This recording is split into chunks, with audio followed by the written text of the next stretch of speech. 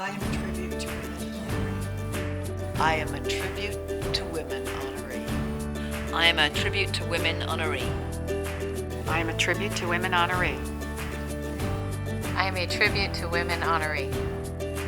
I am a tribute to women honoree. I am a tribute to women honoree. I am a tribute to women honoree.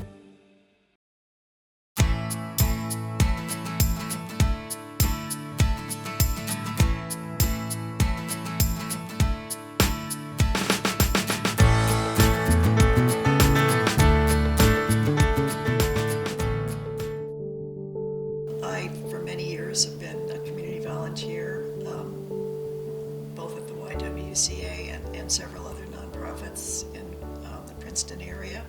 The mission of the YWCA is very appealing to me, and I've been involved at the YW since I arrived in Princeton.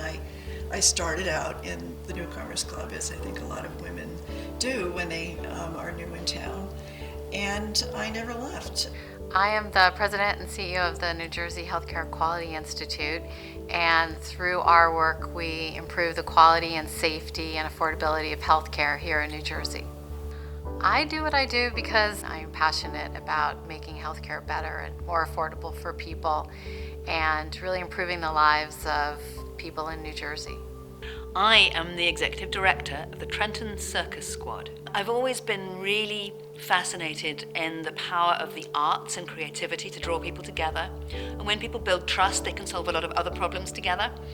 I work on anti-racism. I do that through an organization called Not in Our Town, Princeton. Racism. I see how it harms people. And I also understand how it robs our country.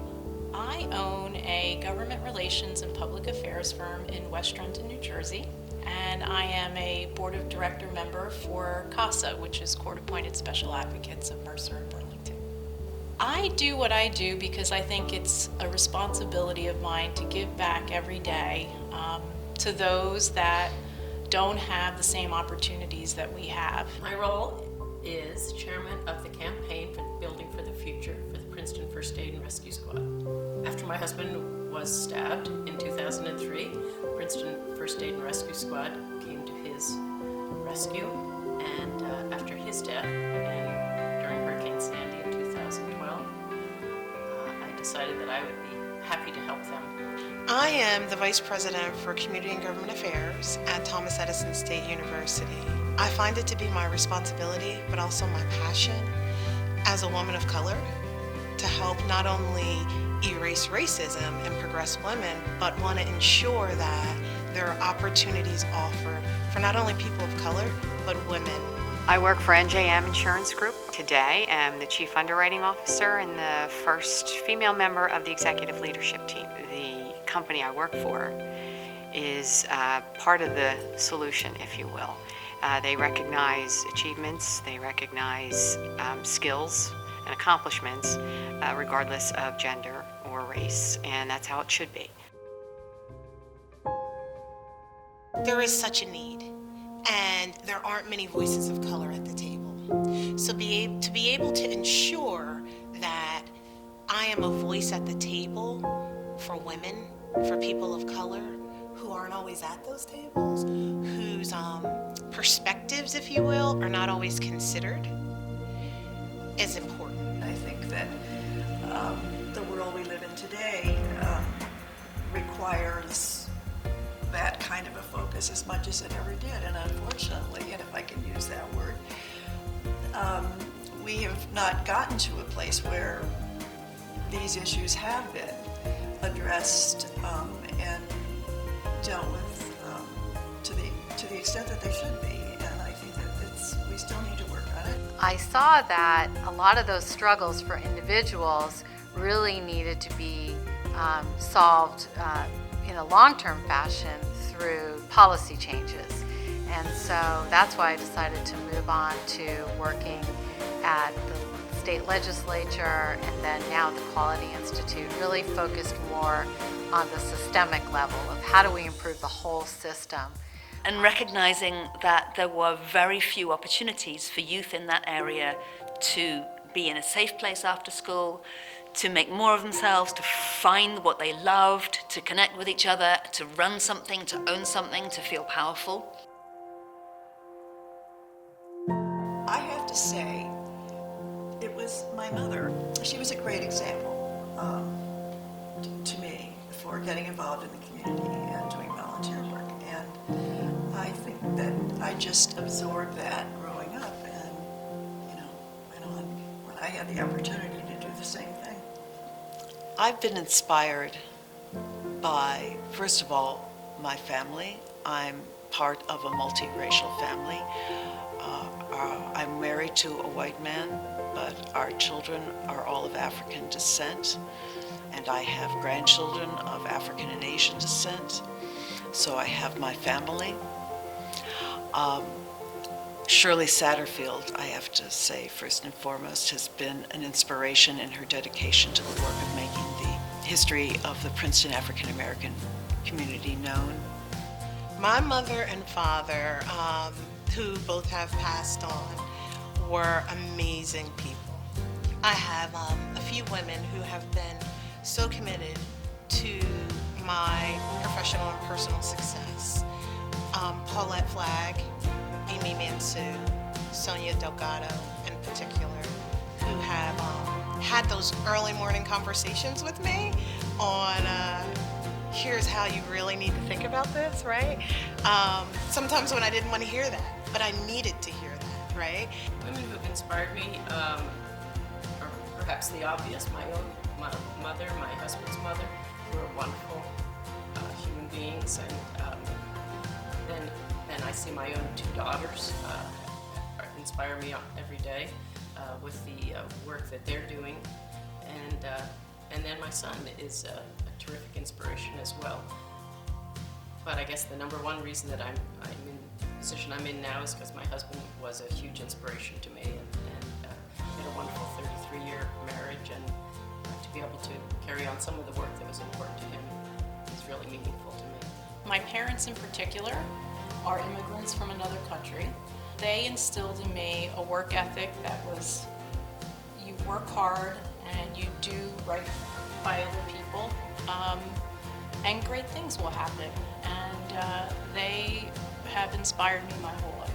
I have mentioned in the past I'm from a big family, very supportive. My father was probably my biggest champion, and my mother too, but professionally my father. If I were to mention any names from a professional experience, the person who's probably made me the toughest is probably Bernie Flynn, the former CEO of NJM. And local leaders such as Connie Mercer and Marty Johnson, Eleanor Horn have been really helpful to me in figuring out how to take this path. Oh, I have a whole host of mentors from my parents, my grandmother, to Kathy Crotty, who I worked with at the Senate Majority Office. I worked for Commissioner Goldman at Department of Banking and Insurance, who is one of the smartest people I ever worked with. And an old-time Mercer County lawyer, Joe Markowitz, who was probably one of the most compassionate people. The mission of the Y is, to me, very important to communities. I see the Y as a thread in the fabric of the community that is a support system for those who don't have the same opportunities as others. The work that the YWCA does helps to ensure that we're progressing towards what's only right, and ensuring that they have an opportunity and a chance just like everyone else. I've learned that if you bring more people to the table, you end up with something better. And I think eliminating racism and empowering women only gets us there. And I think the mission is an excellent mission, and one that we should all be proud to be part of. I would like to just see us do a lot better with those issues. We just have to keep trying. I just do what I think is important in the town of Princeton and give back where I can, and sharing the importance of taking care of one another, male, female, white, black, any colors, any size, any shape. I'm happy to do that. I can be really conscious of my own role and my own power as a gatekeeper, and try to help elevate the voices of people of color, to draw people's attention to disparities, and then get out of the way and let people of color lead. I spend essentially all my waking time thinking about racism and ways to face it, reading about it, educating myself, speaking about it, teaching about it. The advice I'd give someone that wanted to follow in my footsteps is don't be afraid to take small risks. Even if you fail, you still learn from that. And I've learned that risks are the way you advance yourself and the things you care about. To create your own path. And while you're on your own path, find good mentors, be true to yourself, stay encouraged, be authentic, and always recognize that no matter what others tell you, you are good enough. Set your sights on something and figure out how to get there. Try to do away with that imposter syndrome, which is essentially very real for a lot of women, probably not just women, but I know a lot of women myself who have it, where you just always think you're not quite there, you're not good enough. You're in the room, but you might not think you should be there, and that's a lot of wasted energy. The Tribute to Women award means to me that I have an even greater obligation to live up to the example of women who have come before me. Having this honor means a lot to me. I've been going to the YWCA and I see every day the fantastic work they do for women and children and families throughout Mercer County, and so to be part of that legacy it's really means a lot to me, and I'm honored. It's an incredible honor, but I think it also validates the importance of doing volunteer work in the community. I'm really happy to be receiving this award just because it's going to give me the ability to tell other people about First Aid and Rescue Squad as well as the Y, and that's important to me.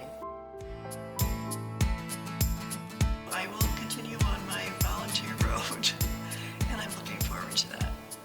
Right now, I'm excited about what I'm doing at the Quality Institute. I've grown the organization. We have a lot of big initiatives going on. At the end of March of 2019, I am stepping aside as Executive Director of the Princeton Circus Squad, and I am returning to my consulting practice. I'm actually working with a colleague, and we're going to be starting a company in the local area. My next steps will always take place through not in our town, Princeton. And we would like to go perhaps beyond Princeton, but certainly still within Princeton, to reach as many organizations as possible. I want to be able to explain and show others that doing that is not all that difficult if you kind of stay true to yourself. And to the extent that I can continue over my next few years of professional involvement to be a mentor for others, that would be the most fulfilling for me. Trying to be a good role model for my daughters and for other women, and show that you just work hard and have confidence and try to surround yourself with positive people who believe in you, and you can do it. I look forward to continuing to help organizations that intrigue me and inspire me, and I'm not sure what those will be, but I always look forward to volunteering wherever I can and growing that way. We'll have to wait and see. No matter what I do next, it will be something where I am serving others, where I'm advocating for others. As I said, without labor, we don't prosper.